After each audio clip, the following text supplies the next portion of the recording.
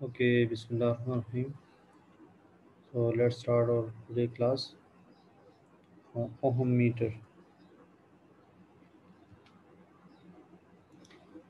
The meter which measures the resistance and the continuity of the electrical circuit and their components. Such type of meter is known as ohm meter.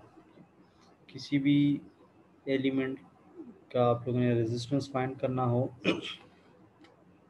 या continuity आपने देखनी हो यानी short circuit आपने देखना हो कहीं कहीं पे ओपन सर्किट तो नहीं है ठीक यानी ये अगर वायर है ठीक है तो ये देखना होगा कि यहाँ पे कहीं कट तो नहीं है ठीक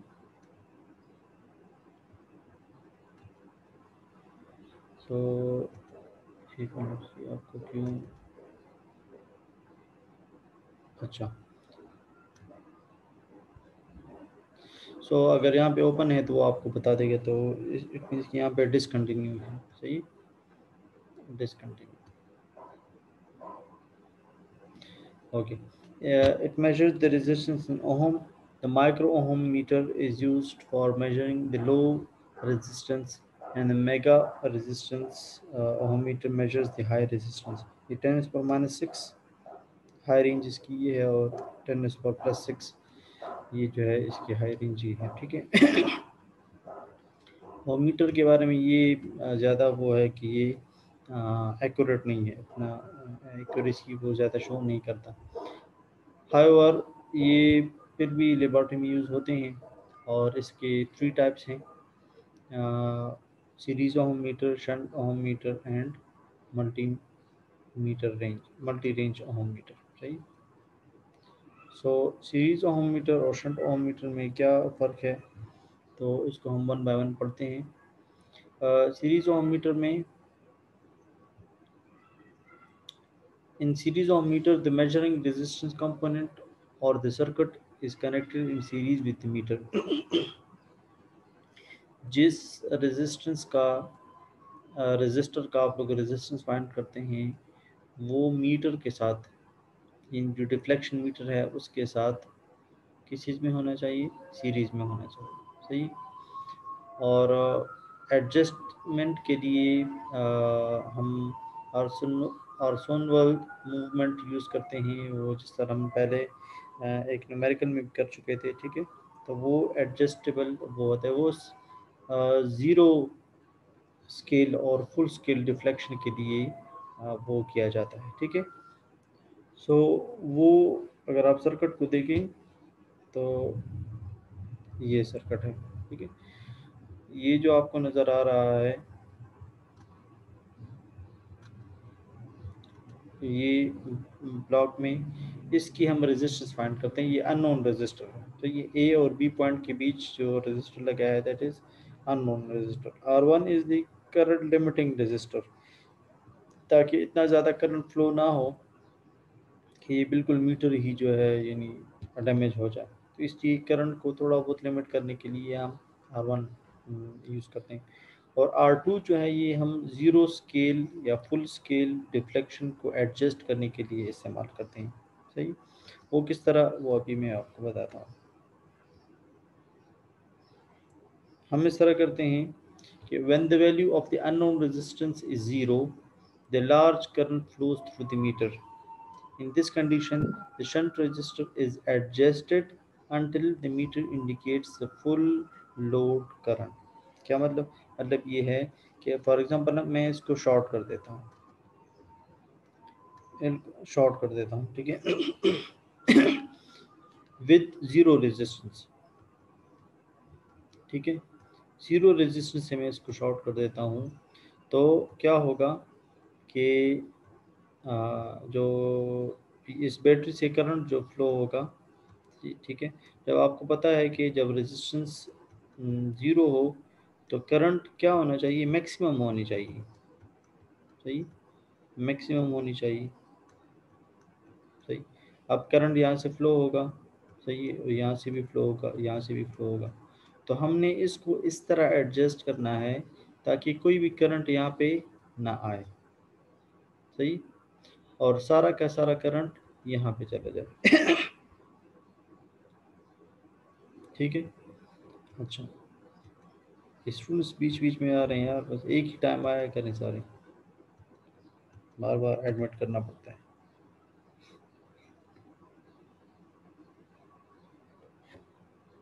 अच्छा, when the value of the unknown resistor is zero, देखें जब आर जीरो होगा, the large current flows through the meter, बहुत ज़्यादा करंट जो है फ्लो हो जाएगा।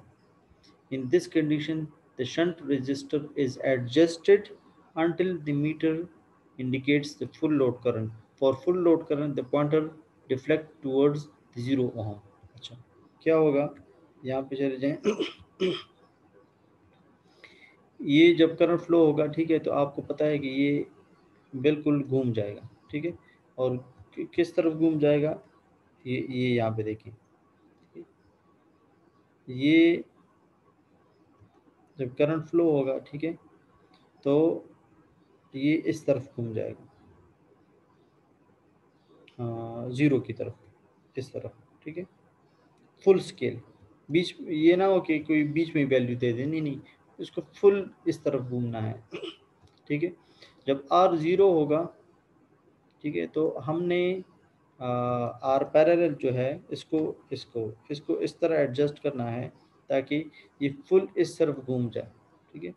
तो जब फुल घूम जाएगा तो हम वहाँ पे ज़ीरो लिख देंगे और हम कहेंगे कि यहाँ पे चूँकि रेजिस्टेंस कोई हमने अप्लाई नहीं किया था, असल में हम लिमिट्स पहले वो करते हैं।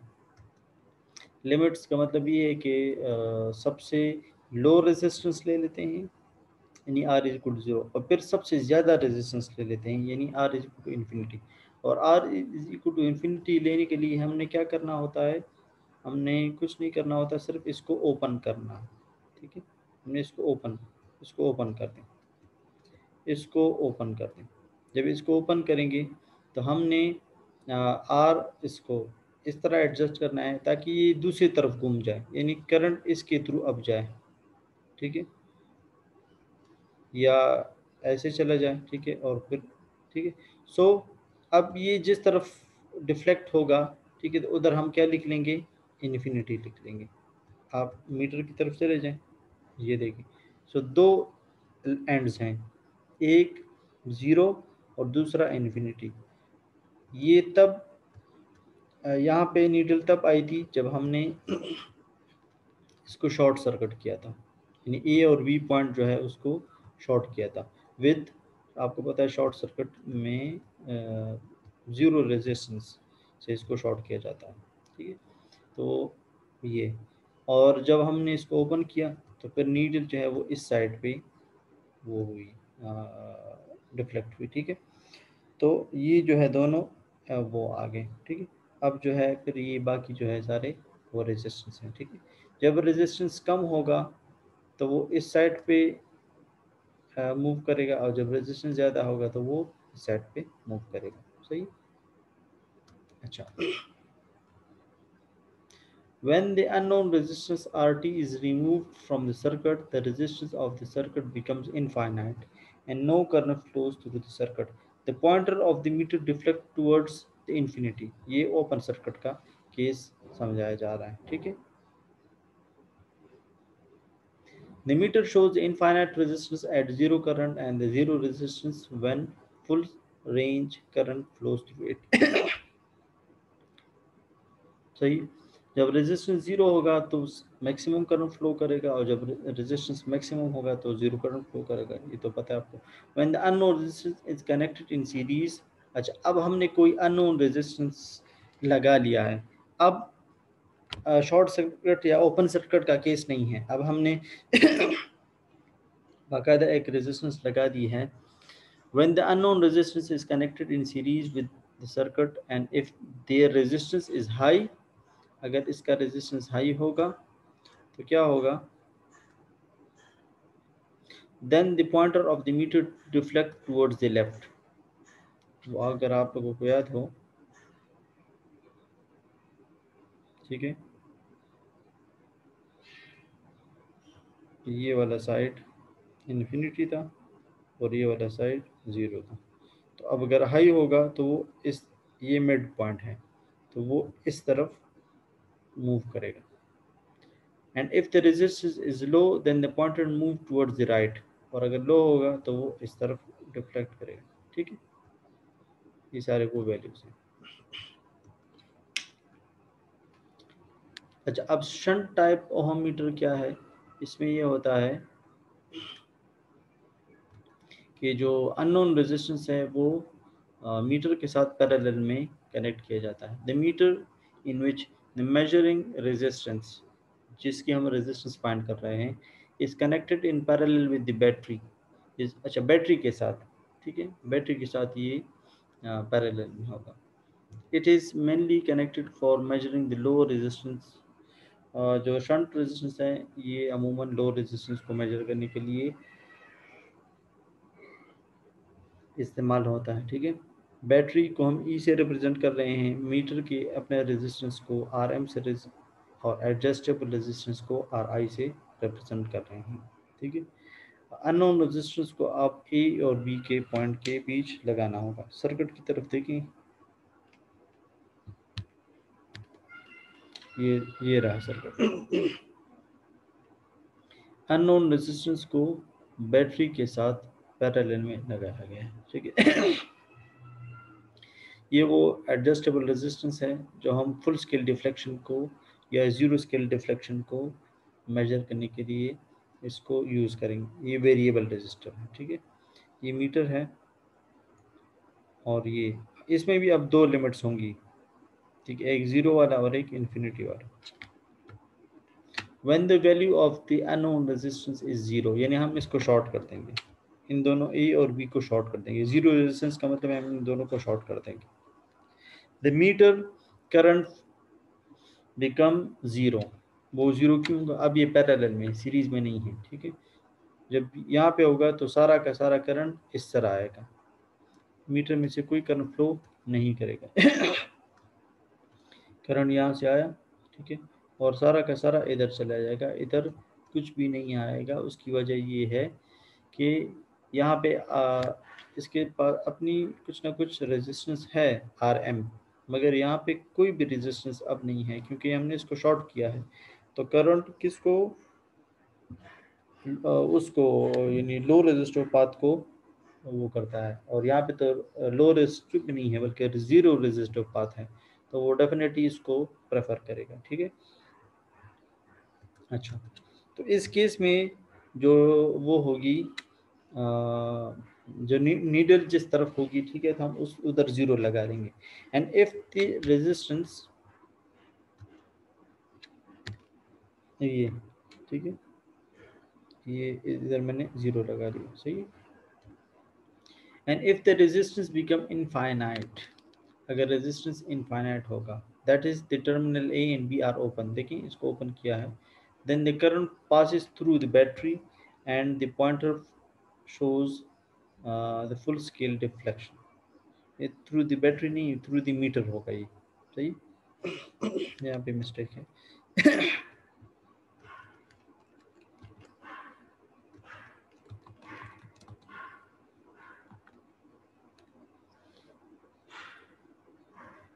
पता नहीं कोई वजह है।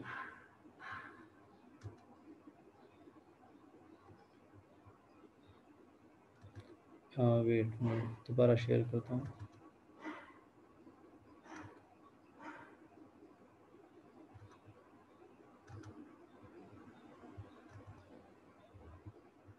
अच्छा,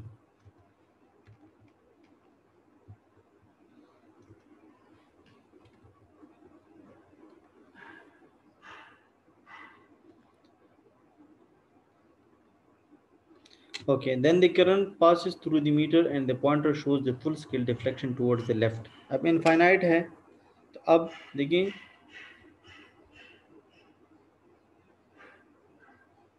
अब करंट आप जो है यानी अब इस तरफ जाएगा, टुवर्ड्स द लेफ्ट, इस तरफ। जब रेजिस्टेंस, हाँ बिल्कुल ठीक है, जब करंट फ्लो, जब रेजिस्टेंस ज़ीरो था, ठीक है, यहाँ पे देखिए, जब रेजिस्टेंस 0 था, शॉर्ट सर्किट था, ठीक है, तो कोई करंट इसमें से फ्लो नहीं हो रहा था, ठीक है। तो जब कोई करंट फ्लो नहीं होता है तो सारा का सारा यहाँ से फ्लो हो रहा था, ठीक है, तो वो राइट की तरफ मूव हुआ और अब ये लेफ्ट की तरफ मूव हुआ, ठीक है। The shunt type ohmmeter has zero mark, no current. On the left, no mark means zero current, and infinity mark on their right side. ठीक है, ठीक है, राइट साइड पे infinity mark है. तो that was all about the series and ohm, series and shunt ohm meter. ठीक है, अब हम चूंकि एमीटर भी पढ़ चुके हैं, वोल्ट मीटर भी पढ़ चुके हैं, ओम मीटर भी पढ़ चुके हैं, तो अब हम मल्टीमीटर के बारे में पढ़ते हैं कि जिसमें ये सारे होते हैं। मल्टी आपको पता है मैनी को कहते हैं। तो इसमें एक मल्टीमीटर वोल्टमीटर के तौर पे भी यूज़ होता है, एमीटर के थ्रू पे भी यूज़ होता है, और ओम मीटर। इसके अलावा और भी पैरामीटर्स है जो इसको मेजर करता है, यानी कैपेसिटेंस को मेजर करता है। इसके अलावा फ्रीक्वेंसी को भी मेजर करता है, ठीक है। शॉर्ट सर्किट, ओपन सर्किट को भी वो डिटेक्ट करता है। तो ये ठीक है। A multimeter, also known as the volt ohm meter, is a handheld tester used to measure electrical voltage, current, resistance and other values. Voltage को भी measure होता है, current, resistance और other values को। Multimeter come in analog and digital versions. Analog में भी है और digital में भी है and are useful for everything from simple test like measuring battery voltage to detecting faults, ठीक है। सो इसको ये आसान तरीका है कि आप लोग इसको सिंपल टेस्ट के लिए इसको इस्तेमाल कर सकते हैं, ठीक है। तो यानी बैटरी का वोल्टेज आपने टेस्ट करना है, चेक करना है, ठीक है। ये जो गाड़ियों में गाड़ी की बैटरी जो है वो डाउन हो जाती है, तो फिर वो आप लोगों ने देखा होगा, वो जो है बैटरी का वोल्टेज चेक करने के लिए वो मीटर यूज़ करता है। इस तरह मुख्तलिफ पार्ट्स हैं, मोटर है, मोटर की वायरिंग है, वो ये चेक करना चाहता है कि बीच में कोई वायर कट तो नहीं है, अब बहुत ज़्यादा वाइंडिंग हुई है, अब वो उसको किस तरह करेगा। तो वो क्या करता है कि एक सर्रे और दूसरे सर्रे के लिए वो शॉर्ट सर्किट का वाला नॉब सेलेक्ट कर लेता है। तो अगर बज़र अगर बजता है तो इसका मतलब है कि ये शॉर्ट सर्किट है। अगर बज़र नहीं बजता इसका मतलब है कि बीच में कोई वायर वो हुआ है, यानी कट हुआ है, डिसकंटिन्यूटी आ गई है, सही। They are one of the tools preferred by the electricians for troubleshooting electrical problems on motors, appliances, circuits, power supplies and wiring system, ठीक है। अभी मैं बता चुका हूँ कि इनके लिए एरर्स को फाइंड करने के लिए ये इस्तेमाल किया जाता है, ठीक है। इसको ट्रबल शूटिंग कहते हैं। अच्छा, ये देखें डिजिटल मल्टीमीटर की वो है। अगर आप इसमें देखें तो इसमें एक डिस्प्ले यूनिट है, ये एलसीडी। दूसरा जो है इसमें ये एडजस्टेबल नॉब है, सेलेक्टर है, इसको सेलेक्ट किया जाता है आप क्या मेजर करना चाहते हैं। तो ये जो पोर्शन है यहाँ से लेकर यहाँ तक, ये ओहम के लिए, और यहाँ से लेकर यहाँ तक ये वोल्ट के लिए, और यहाँ से लेकर यहाँ तक ये डीसी वोल्ट मीटर के लिए, और ये एसी वोल्ट मीटर के लिए। डीसी के लिए स्ट्रेट लाइन इस तरह शो करेंगे, ठीक है, या डॉटेड लाइंस, और इसको इस तरह वेव शक्ल में। तो ये एसी वोल्ट मीटर है, सही। इसी तरह ये वाला जो साइड है ये क्या है, ये एमीटर है, सही। ये डीसी एमीटर है, ओके। ये जो आपको नज़र आ रहा है ये डायोड शेप, ठीक है, और फिर इस तरह का एक साउंड का वो निशान इन्होंने दिया है। तो ये असल में जब आप इसको सेलेक्ट करेंगे तो फिर इससे आप लोग शॉर्ट सर्किट और ओपन सर्किट फाइंड कर सकते हैं। अगर ये बज़र बजता है, यहाँ पे बज़र की आवाज़ आएगी, तो इसका मतलब है कि ये शॉर्ट है, सही। अच्छा, यहाँ पे जो पोर्ट्स हैं, ठीक है, तो इसमें जो पोर्ट यूज होता है इसको बनाना कनेक्टर टाइप पोर्ट कहते हैं, ठीक है। अच्छा, सो ये COM यहाँ पे लिखा है कॉमन, मतलब ये ग्राउंड है। तो ग्राउंड तो आपको पता है, चाहे आप तो हाई रेंज यूज़ करें या लो रेंज यूज़ करें, ग्राउंड तो सब में होता है, तो इसलिए इसको कॉमन का नाम दिया है। और ये जो है यानी वोल्ट मीटर या एम ओहम मीटर, ठीक है, या मिली एम मीटर के लिए यूज़ होता है। और ये जो साइड है ये फिर हाई एम मीटर्स के लिए यूज़ होता है। अच्छा, सो ये रेड और ब्लैक जो है आप कोई भी किसी के लिए यूज़ कर सकते हैं। आपको पता है वायर का वो इशू नहीं है कि रेड यहाँ भी यूज़ किया, ब्लैक यहाँ भी, ज़्यादा से ज़्यादा आपको वो माइनस में वैल्यू दे देगा, तो आपको सिर्फ ये बता देगा, ठीक है। वो वोल्ट मीटर या मीटर, ये मल्टीमीटर क्या करता है, कॉमन और इसके बीच वो करता है, यानी पोटेंशियल को फाइंड करता है या वैल्यू डिफरेंस को फाइंड करता है, ठीक है। सो चाहे रेड यहाँ पे लगा है, ब्लैक यहाँ पे लगा है, या ब्लैक यहाँ पे रेड यहाँ पे, तो उससे तो उससे कोई फ़र्क नहीं पड़ता। ज़्यादा से ज़्यादा वो आपको माइनस में वैल्यू दे देगा, सिर्फ ये बताएगा कि आपने जो कनेक्शन है वो उल्टी दी है। बाकी वैल्यू में यानी +15 है तो वो -15 दे देगा, तब भी वो 15 दे देगा, बस आप माइनस को इग्नोर करें, ठीक है।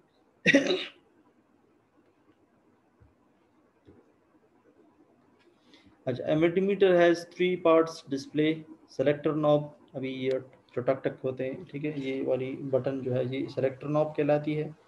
और पोर्ट्स या टर्मिनल्स, ये जो वायर हैं ये पोर्ट्स, ये टर्मिनल पोर्शन है, ठीक है। डिस्प्ले हैज़ 4 डिजिट अमूमन देता है, और इसमें नेगेटिव शो करने की सलाहियत भी मौजूद होती है। जो सिलेक्शन नॉब है वो milli ampere, volt meter, resistance, इनके लिए है एक, और दूसरा जो है वो हाई एम्स के लिए है, ठीक है। अच्छा, into two probes are plugged into two of the ports on the front of the unit. COM stand for common and is almost always connected to the ground, ठीक है, or negative terminal of the battery of the circuit. The COM is conventionally black. COM conventionally black लिया जाता है, ठीक है, but there is no difference between the red probe and the black probe other than color. Colour के अलावा इन दोनों में कोई फ़र्क नहीं है, यानी सिर्फ कलर दिया है, बाकी इसमें कोई फ़र्क नहीं आता।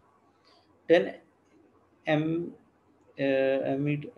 Ampere is the special port used when measuring large current. आपको पता है जब लोड बहुत ज़्यादा हो तो फिर उसके लिए एम्पेयर की वैल्यू बहुत ज़्यादा होती है, तो उसके लिए इन्होंने स्पेशल अलग सा वो किया है, देखिए ये वाला। अच्छा, और ये मिली एम्पेयर और वी और ohm is the port that the red probe is conventionally plugged into.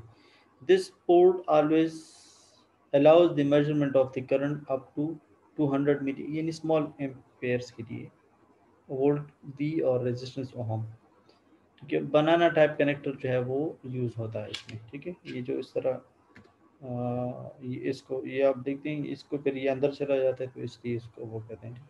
Measurement का तरीका ये देखिए, आप कॉमन में एक वो करें, प्रोब लगाएं, एक यहाँ पे प्रोब लगाएं, ठीक है, और आप इसको वो करें, ठीक है। तो कौन सा वाला पॉजिटिव के साथ, कौन सा वाला नेगेटिव के साथ, इसमें भी कोई फ़र्क नहीं पड़ता।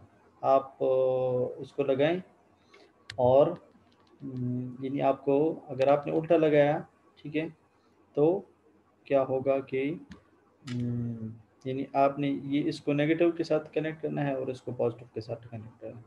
और अगर आपने इसको पॉजिटिव के साथ कनेक्ट किया, इसको नेगेटिव के साथ कनेक्ट किया, तो आपको बस सिर्फ माइनस में वैल्यू दे देगा, ठीक है। ओके, सो ये to start let's voltage on double A battery, ये डबल ए बैटरी है, आपको पता है इसमें एक सिंगल ए होती है और ट्रिपल ए होती है। ये जो सेल है ये इन्हें बहुत पतला हो तो वो अलग, वो उन्होंने ए का वो दिया है, और अगर थोड़ा मोटा हो तो उसको डबल ए कहते हैं, ठीक है। जो ट्रिपल ए होता है वो बहुत पतला होता है। ओके, तो plug the black probe into com, black जो है वो कॉम में डालें एंड द रेड इनमें, इसको सेलेक्ट करें, ठीक है। मेरी ए बी ये वाला जो है, ये वाला, ठीक है।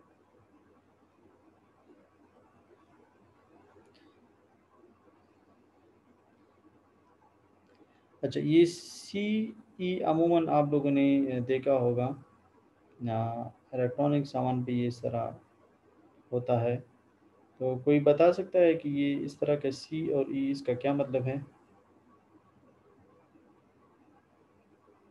जी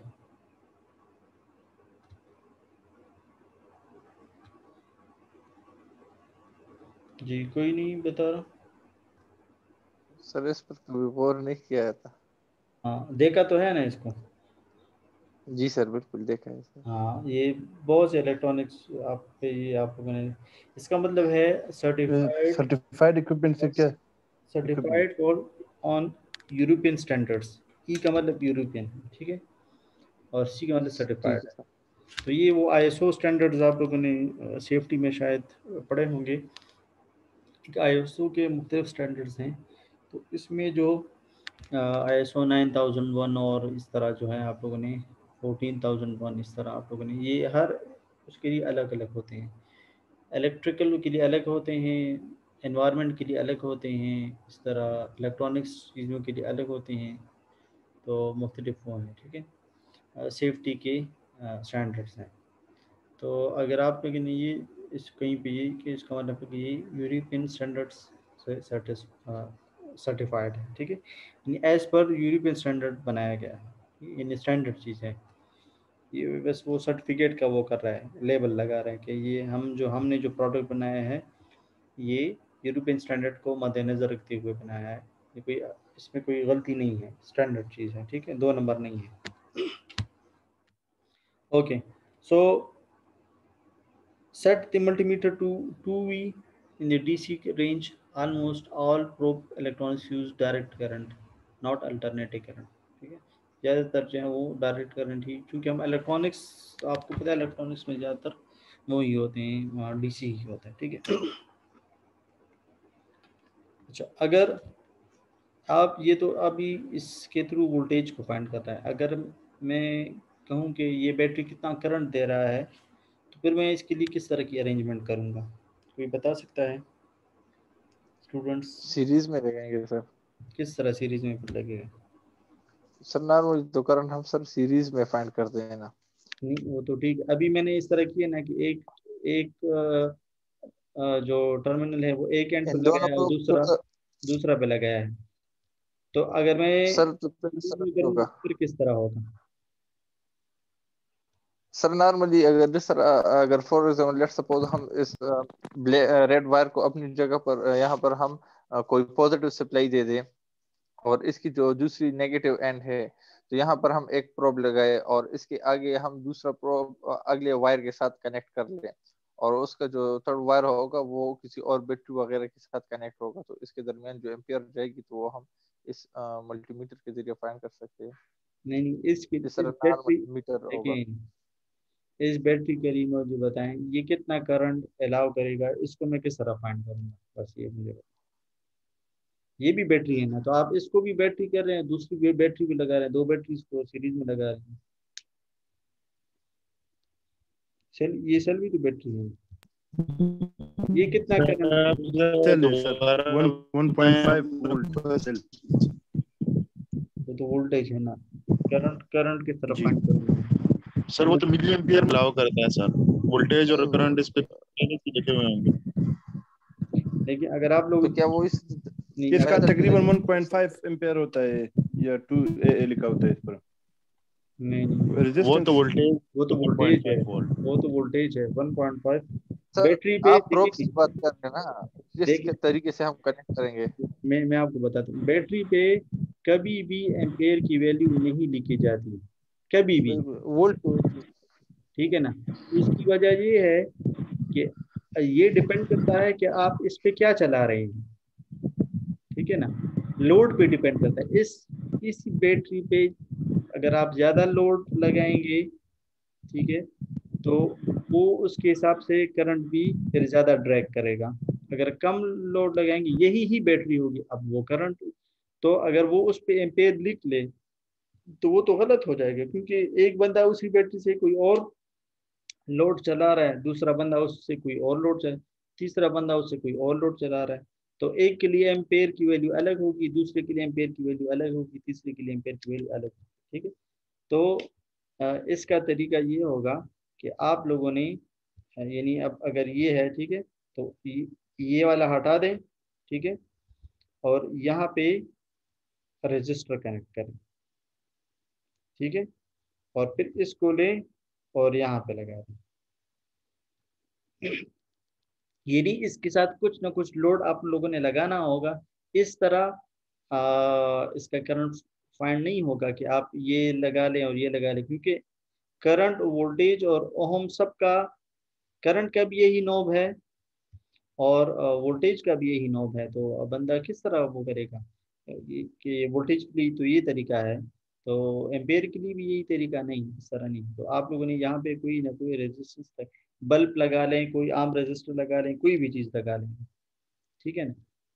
सो वो जो है यानी फिर सर आप ये इसके यहाँ पे, बीच में आएगा, जी ये इस लोड के और इस बैटरी के सोर्स के दरमियान हम इस नॉब को लगाएंगे सर, हाँ हाँ, ठीक है ना, एक इस ये, रेड को। हाँ, एक यहाँ पे लग गया और दूसरा जो है वो जी सर। यहाँ पे लगे, और ये जो है ये आपस में कनेक्ट होंगे। ठीक है। अच्छा, यहाँ पे लास्ट टाइम पर लगा, हाँ बिल्कुल, सही यहाँ है पे सर। मल्टीमीटर का वो नहीं होगा, नॉब कनेक्ट नहीं होगा, बल्कि यहाँ पे कनेक्ट। यानी नॉर्मल जिस तरह हम फाइंड करते हैं उससे थोड़ा सा डिफरेंट है सर ये हाँ, मेथड। वो जो हम फाइंड करते हैं वो हम वोल्टेज असल में फाइंड करते हैं, करंट इस तरह कभी भी फाइंड नहीं होता। सही। हाँ सर, ये वो बात कर रहा था कि जिस तरह हम नॉर्मल एमीटर को यूज करते हैं, हाँ हाँ तो हाँ सिर्फ वो हाँ, बोर्ड वगैरह में फिक्स लगाते हैं, तो वो हम सीरीज में लगाते हैं, वो उससे हम थोड़ा सा डिफरेंट है ये।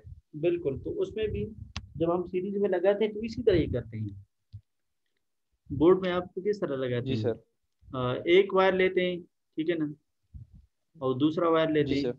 ठीक है, तो ये वायर कहीं ना बिल्कुल। कहीं पंखे की तरफ या उसकी तरफ गया हुआ होता है, जी सर। बल्ब की तरफ गया हुआ होता है, तो लोड की फिर वही तरफ गए। बात है, वही रेजिस्टेंस आ गई। ये वायर तो कहीं ना कहीं पे गया हुआ होता है। ठीक है, ये ग्राउंड पे बिल्कुल गया सर, हुआ होता समझ है। आ गई। हाँ, ये ग्राउंड पे, और ये वाला, या इसका ये अब पंखा है तो एक एक यहाँ पे लगा लिया, ठीक है ना, और इस पंखे का दूसरा जो है वो यहाँ पे आप लगा दें, लगाते हैं इस तरह। बिल्कुल सही है सर। अच्छा। सो आगे बढ़ते हैं हम। अच्छा, 1 मिनट में ये अटेंडेंस ले लूँ, फिर उसके बाद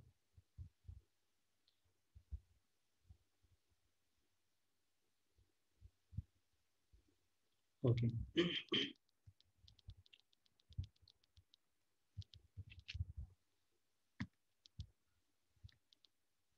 अच्छा, ये आपको बता रहे हैं कि डीसी और एसी के लिए किस तरह आप वो करेंगे। तो अगर आप देखें तो ये इस तरह का स्ट्रेट लाइन जो है, ये वाला, ये डीसी को रिप्रेजेंट करता है, और इस तरह जो है ये वोल्ट मीटर में एसी, अगर एसी वोल्ट आप वो करते हैं तो उसके लिए ये, और डीसी करते हैं तो उसके लिए ये। ठीक है। असल में एसी और डीसी के मेजरमेंट में ये फ़र्क है कि एसी में यानी इम्पेडेंस वो किया जाता है, यानी इसका जो स्ट्रिंग है, ठीक है, इसका अपना एल होता है, इंडक्टेंस की वैल्यू होती है, तो वो भी एसी में काउंट होती है। ठीक है। तो डीसी में तो आपको पता है ये इंडक्टेंस जो है वो शॉर्ट हो जाता है, मगर एसी में ये शॉर्ट नहीं होता, बाकायदा जेड की वैल्यू देता है आपको। ठीक है। तो आप लोगों ने R plus J X L इस तरह फाइंड करना होता है। ठीक है ना। तो यहाँ पे तो आई या वी है, V is equal to I into R है, मगर यहाँ पे V is equal to I into R नहीं है, बल्कि V is equal to I into Z है। तो इसमें वो इंडक्टेंस फिर यहाँ पे देखिए z फिर इसके बराबर है। तो इसलिए इस पे खैर हम कल इंशाल्लाह न्यूमेरिकल्स करेंगे तो आपको पता लग जाएगा कि इस तरह इसमें z जो है वो इन्वॉल्व होता है। तो इसलिए इसका नॉब अलग होता है और इसका अलग होता है। ठीक है, आप लोग ये इस निशान से आप लोग अंदाज़ा लगा सकते हैं। ओके,